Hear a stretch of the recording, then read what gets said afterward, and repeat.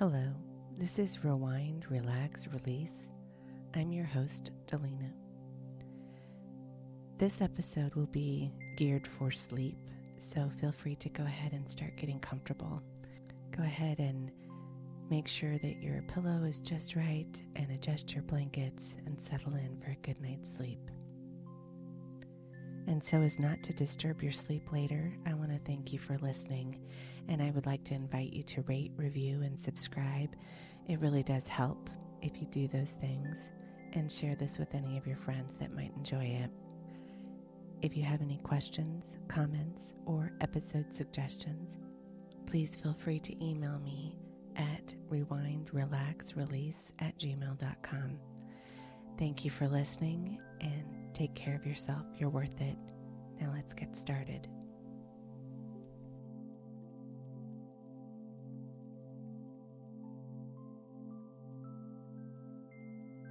This episode is a reading of an essay by Helen Keller titled "Smell the Fallen Angel." Smell the fallen angel. For some inexplicable reason, the sense of smell does not hold the high position it deserves among its sisters.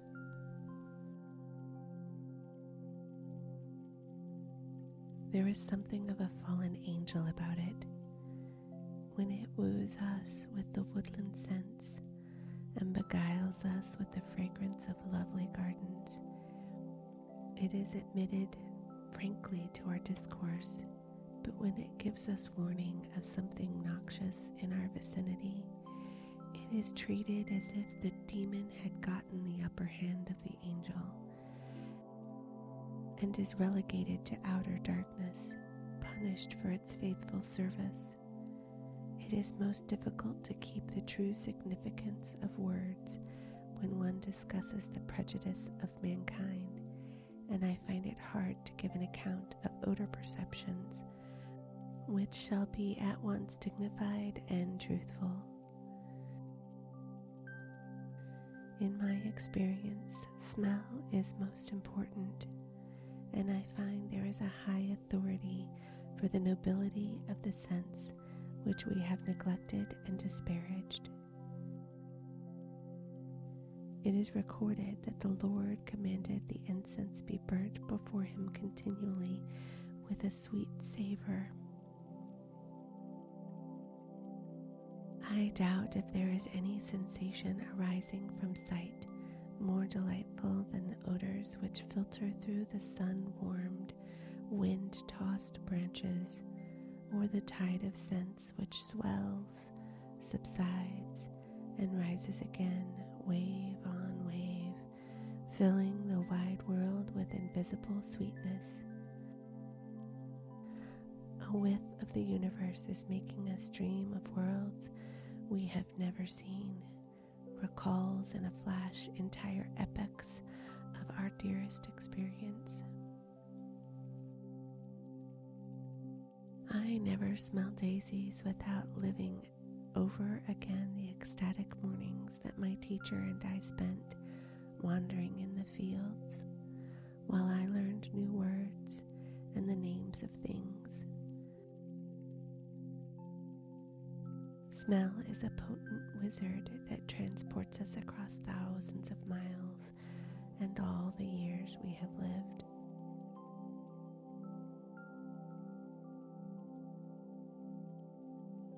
The odor of fruits wafts me to my southern home, to my childish frolics in the peach orchard.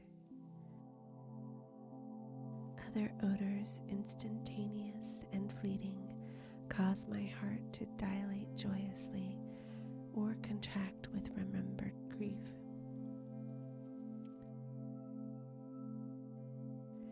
Even as I think of smells, my nose is full of scents that start awake sweet memories of summers gone and ripening grains, fields far away. The faintest whiff from a meadow where the new mown hay lies in the hot sun, displaced here and the now, and I'm back again to the old red barn, my little friends and I are playing in the hay mow. A huge mow it is, packed with crisp, sweet hay, from the top of which the smallest child can reach the straining rafters. In their stalls beneath are farm animals. Here is Jerry, unresponsive, unbeautiful Jerry, crunching his oats like a true pessimist, resolved to find his feed not good, at least not so good as it ought to be. Again I touch Brownie, eager, grateful little Brownie, ready to leave the juiciest fodder for a pat, straining his beautiful slender neck for a caress.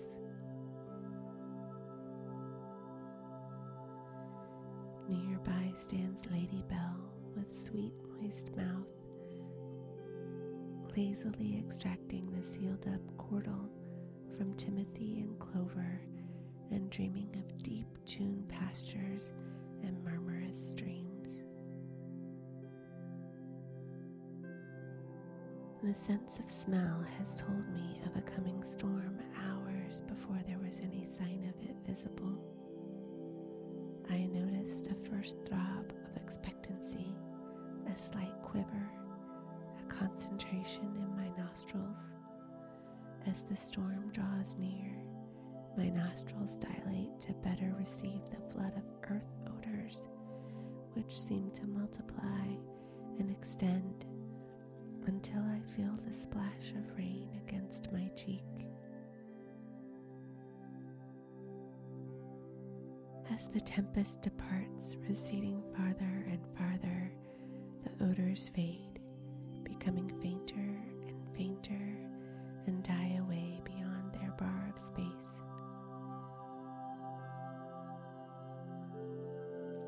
I know by smell the kind of house we entered. I have recognized an old-fashioned country house because it has several layers of odors left by succession of families of plants, perfumes, and draperies.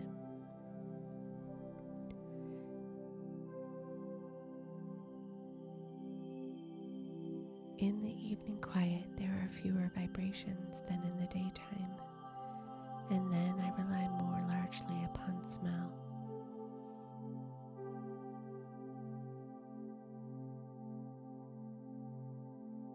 The sulfuric scent of a match tells me that the lamps are lighted.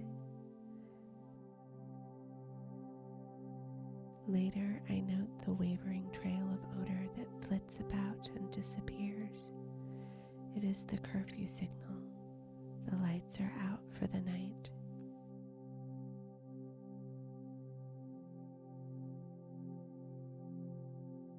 Out of doors, I am aware by smell and touch of ground we tread and the places we pass. Sometimes when there is no wind, the odors are so grouped that I know the character of the country and can place a hayfield, a country store, a garden, a barn, a grove of pines, a farmhouse with the windows open.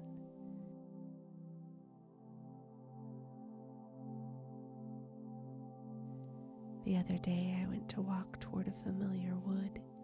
Suddenly, a disturbing odor made me pause in dismay. Then followed a peculiar measured jar, followed by a dull, heavy thunder. I understood the odor and the jar only too well. The trees were being cut down.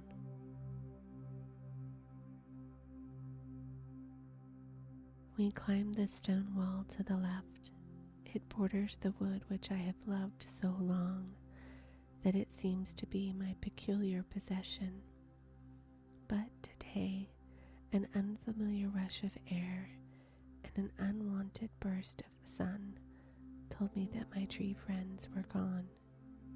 The place was empty, like a deserted dwelling.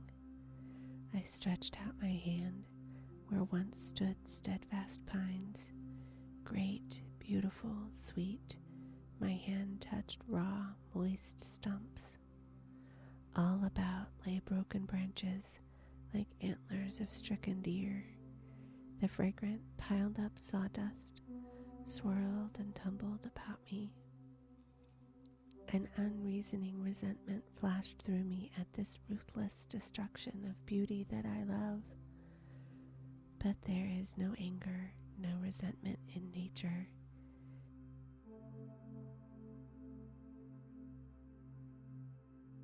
The air is equally charged with the odors of life and the destruction, for death equally, with growth forever, ministers to all conquering life. The sun shines as ever, and the winds riot through the newly opened spaces.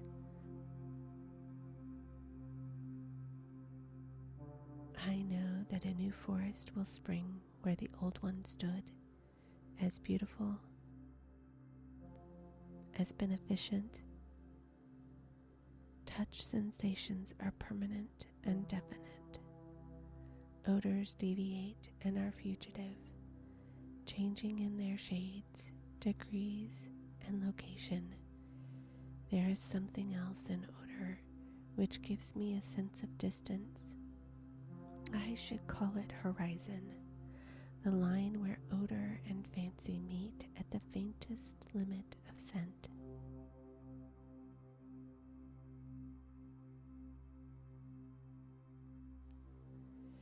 Smell gives me more idea than touch or taste of the manner in which the sight and hearing probably discharge their functions. Touch seems to reside in the object touched, because there is a contact on the surfaces.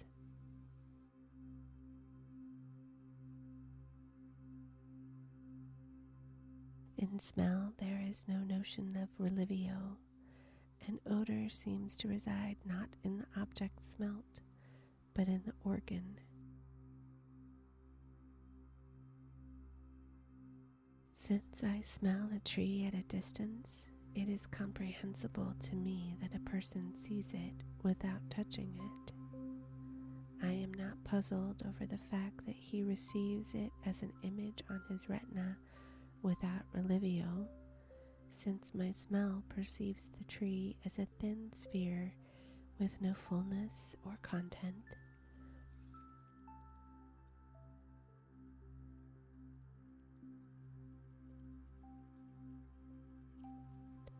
By themselves, odors suggest nothing. I must learn by association to judge from them the distance of place and of the actions or the surroundings which are the usual occasions for them, just as I am told people judge from color, light, and sound. From exhalations, I learn much about people. I often know the work they are engaged in. The odors of wood, iron, paint, and drugs cling to the garments of those who work in them.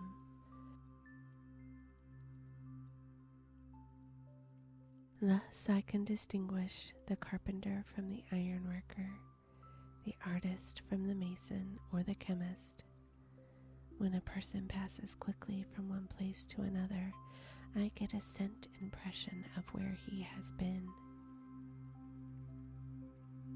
The kitchen, the garden, or the sick room.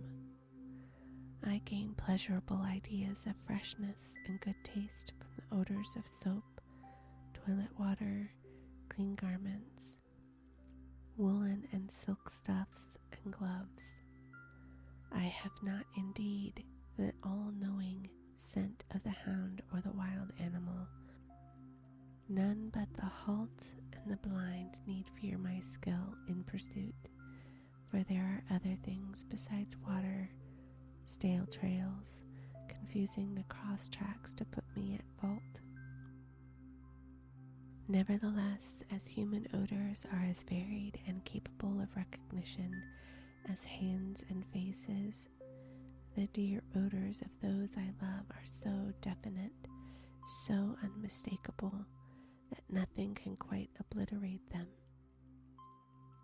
If many years should elapse before I saw an intimate friend again, I think I should recognize his odor instantly, in the heart of Africa, as promptly as I would my brother that barks.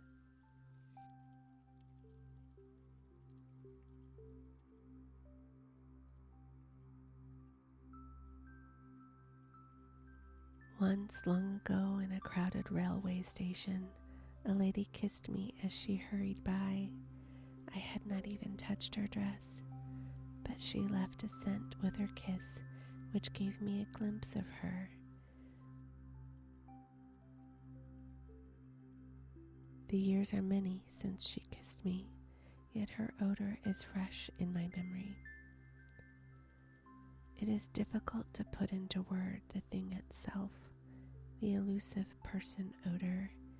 There seems to be no adequate vocabulary of smells, and I must fall back on an approximate phrase and metaphor.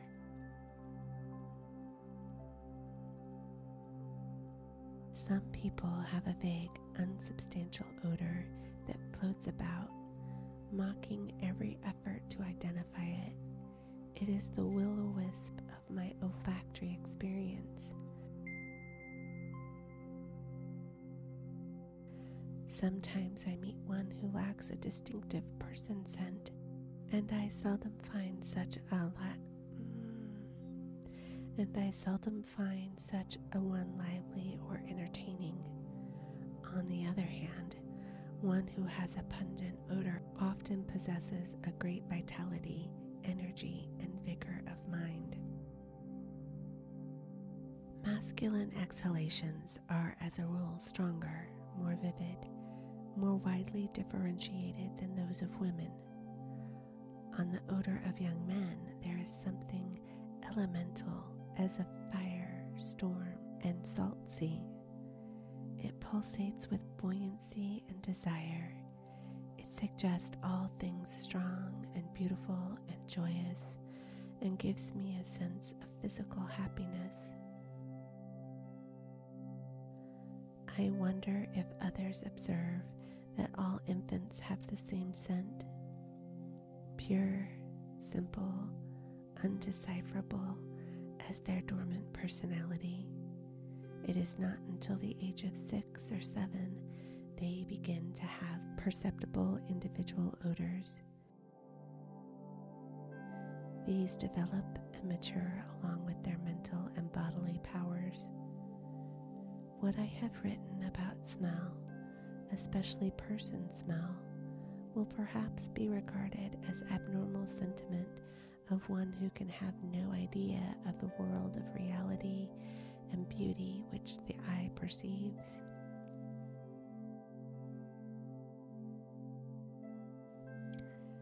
There are people who are colorblind, people who are tone deaf. Most people are smell blind and deaf.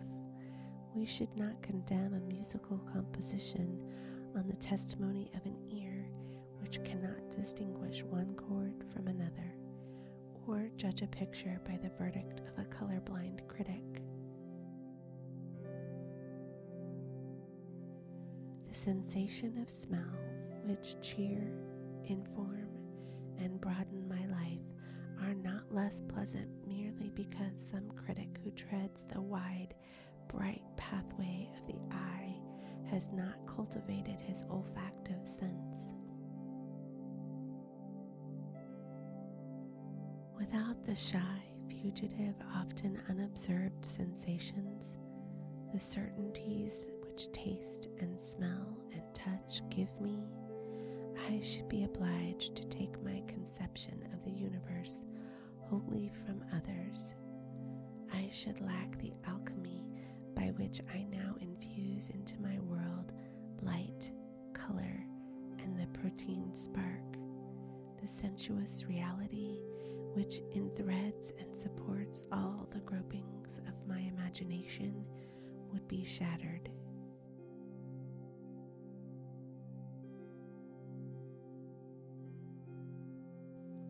The solid earth would melt from under my feet and disperse itself in space.